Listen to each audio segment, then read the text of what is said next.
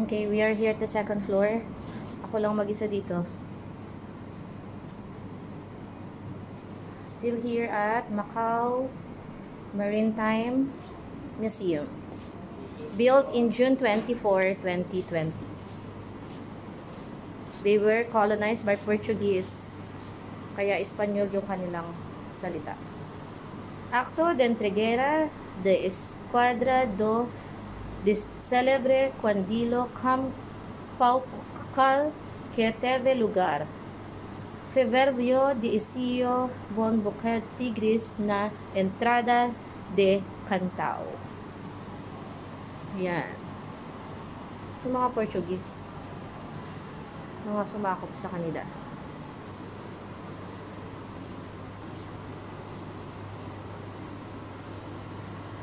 Ito kaya ang buong Macau. Okay.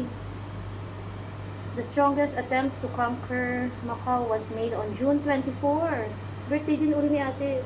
1622. When a Dutch force surrounded by more than 10 ships landed from the beach of Caquilhas Bay and made their way to the base of Gia Hill, where the Macau population forced them to retreat. They were forced to attempt noong June 24. Okay. Ito yung kanilang, ito yung mga marino nila. Yan. That's their marino. Ito yung talagang actual picture. Japanese. Japanese Musketeer. Japanese Musketeers. This is not from Macau. Japanese Musketeers. Ano meron naman dito? Every year in Tanegashima, when the Rifle Festival Teppomatsuri takes place, the Musketeers on the island shooting school wear this costume. Okay.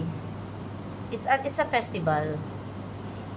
The Rifle Festival is to celebrate the arrival of the first Portuguese at Tanegashima and the legendary love of Wasaka and Fernand Mendez Pinto. Isang Japanese at saka isang Portuguese. Pero ba't nahalo yung Japanese? Anyway, i-research nyo na lang.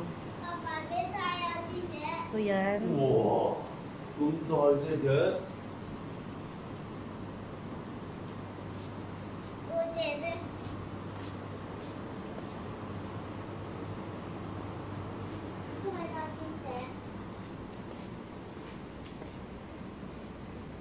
Ito yung. Ito yung mga nananakot po. Naka-record din dito yung mga nananakot. This is really good for Joshua and Caleb. Tsaka kay Dana, tsaka kay Daniel. History. Ganda ng museum na to. So, marami kayong matututunan. May kasama na ako ngayon. Okay. Fortificaciones Maritimas. Horta Atlicada, Portugal, foim dos primeiros países europeos com navios argelados. Picture muna ako.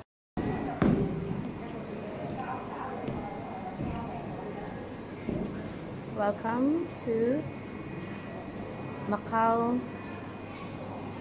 Maritime Museum.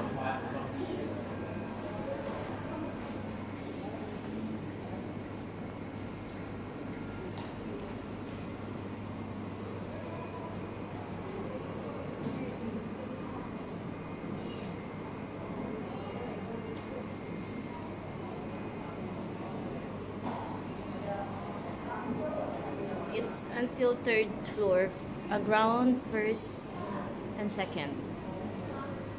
So, marami pa dun sa taas. Bye! I'm gonna go now to Amna Temple. Thank you for the history. I speak Jesus in this place. Bye!